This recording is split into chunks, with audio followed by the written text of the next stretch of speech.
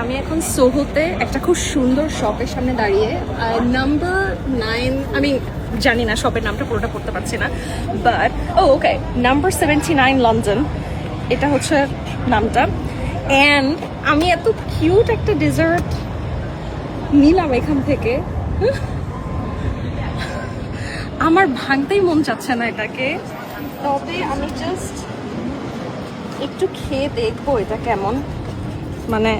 can you imagine এটা এত cute ভাঙতে ইচ্ছেই করছে না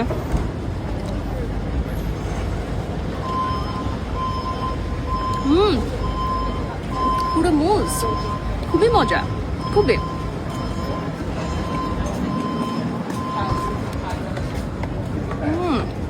মজা